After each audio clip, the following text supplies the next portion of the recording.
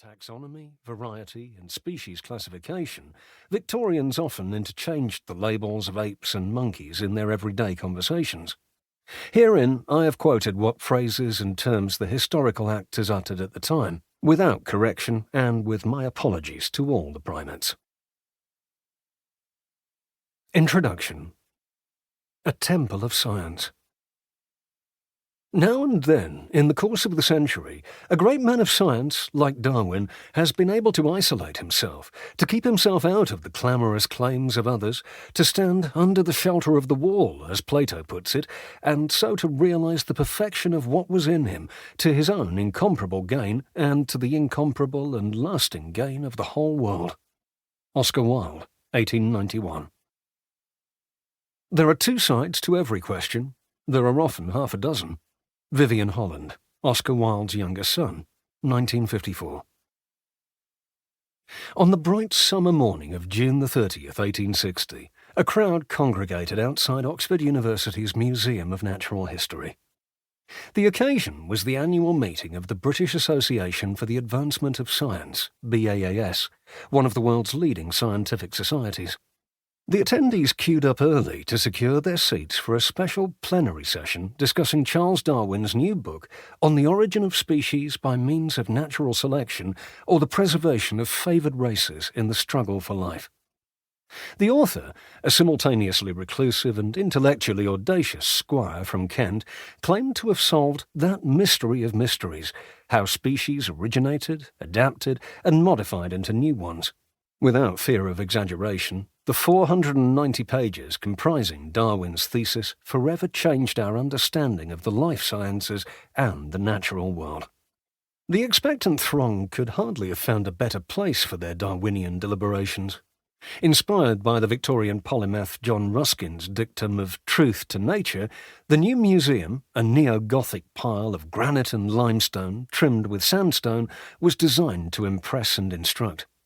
4 years earlier, in 1856, an Oxford professor named Charles Daubney told the BAAS membership that when completed, the museum's central court would serve as the sanctuary of the Temple of Science, intended to include all those wonderful contrivances by which the author of the universe manifests himself to his creatures.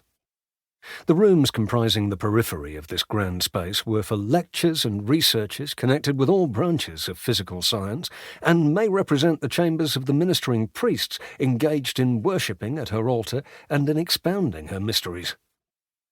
The completed exhibition hall was illuminated by natural sunlight, thanks to a heavy glass and iron roof, which, in its first iteration, almost crashed to the ground. Learning from their structural miscalculations, the architects made sure the second version was fully supported by a battalion of cast-iron pillars and arches. The columns were ornamented with wrought-iron leaves, representing a metallic arboretum of trees found across the British Isles, from bush holly to the mighty oak. Aside from their weight-bearing nature, the pillars cloistered the main gallery into 3 wide aisles, accommodating the reassembled remains of woolly mammoths, whales, and dinosaurs, along with rows of oak-trimmed glass display cases filled with fossils, rocks, taxidermized animals, and that rare bird, the dodo. The 2-story main court was bounded by a rectangle of 126 columns, each one composed of a different British rock, labelled with its identity and source. Sculpted into their capitals and corbels was a pre-Raphaelite wonderland of plants, demonstrating all the botanical orders. For accuracy, the stonemasons used specimens clipped from the university's botanical garden. Interspersed between the rocky columns and arches was a parade of marble statues lined up like Latter-day Saints, including Aristotle, Galileo, Bacon, Newton and Linnaeus, with a few empty niches that would eventually be filled with sculptures of some of the most eminent scientists expected to be present that morning. At the pinnacle of the museum's arched entrance was a bas-relief of an angel. In one hand she holds a Bible turned to Genesis, in the other a culture plate depicting a cell in the act of division and reproduction. Even Darwin, a Cambridge man to his core, contributed unwittingly to the building's facade. To the right of the portal is a capital adorning a first-floor window. Instead of a heraldic seal or a gargoyle, the masons carved a pair of 4-legged sea monsters with voracious mouths and long tails, affectionately known to this day as bear whales.